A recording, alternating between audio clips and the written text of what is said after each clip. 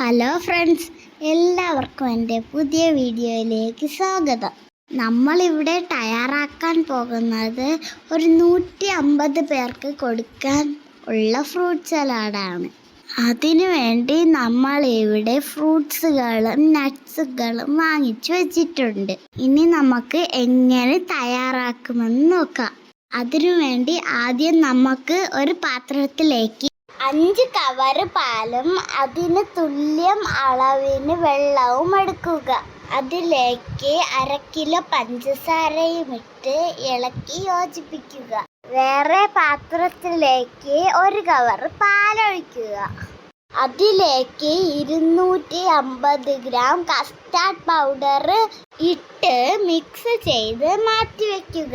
അതിനെ ഈ തിളച്ച പാലിലേക്ക് ഒഴിച്ച് വേവിച്ചെടുക്കുക. ഈ മിക്സ് കുറുകി വന്നതിന് ശേഷം നന്നായിട്ട് ഫ്രിഡ്ജിൽ വെച്ച് തണുപ്പിച്ചെടുക്കുക. ഇനി നമ്മുടെ കയ്യിലുള്ള എല്ലാ ഫ്രൂട്ട്സും ചെറുതായിട്ട് അരിഞ്ഞെടുക്കുക.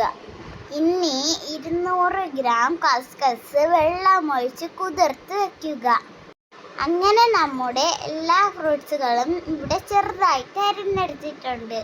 ഇനി നമുക്ക് ഫ്രൂട്ട് സലാഡ് ഉണ്ടാക്കാനായിട്ട് തുടങ്ങാം. അതിനു വേണ്ടി വലിയൊരു പാത്രം എടുക്കുക.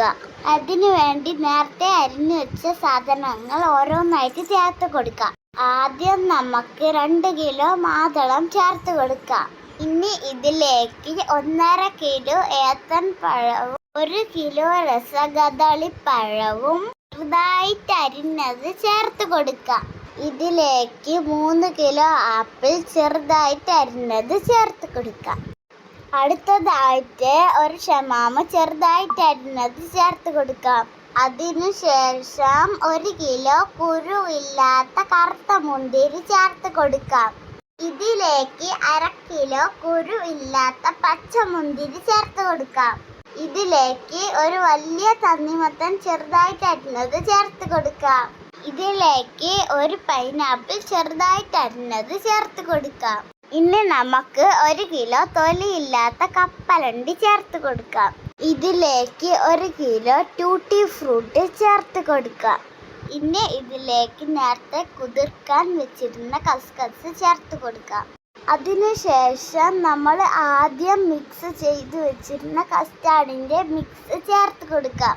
ഇനി ഇതിലേക്ക് 5 കവർ കട്ടപ്പാൽ ചേർത്ത് കൊടുക്കാം. ഇനി നമുക്ക് മധുരത്തിനാവശ്യമായ പഞ്ചസാര ചേർത്ത് കൊടുക്കാം. ഇനി ഇതെല്ലാം കൂടി നന്നായിട്ട് ഇളക്കി യോജിപ്പിക്കാം. ഫ്രൂട്ട് സലാഡിന് തണുപ്പ് കിട്ടാനായിട്ട് ഒരു വലിയ കവർ ഐസ് ക്യൂബ് ചേർത്ത് കൊടുക്കാം. ഇനി ഇതിൻ്റെ ടേസ്റ്റ് കൂട്ടാനായിട്ട് 1 കവർ വിപ്പിംഗ് ക്രീം ചേർത്ത് കൊടുക്കാം. ഇനി നമുക്ക് ഇതിനെ എല്ലാം കൂടി നന്നായിട്ട് ഇളക്കി യോജിപ്പിക്കാം. അങ്ങനെ നമ്മുടെ ടേസ്റ്റി ആൻഡ് യമ്മി ആയിട്ടുള്ള ഫ്രൂട്ട് സലാഡ് ഇവിടെ റെഡി ആയിട്ടുണ്ട്. ഇനി ഇതിനെ ഗ്ലാസ്സിൽ ഒഴിച്ച് എല്ലാവർക്കും സെർവ് ചെയ്യാം. എല്ലാവരും ഈ റെസിപ്പി വീട്ടിൽ തയ്യാറാക്കി നോക്കണം. എല്ലാവരും എൻ്റെ ഈ വീഡിയോ സപ്പോർട്ട് ചെയ്യാൻ മറക്കരുത്. Thank you for watching video.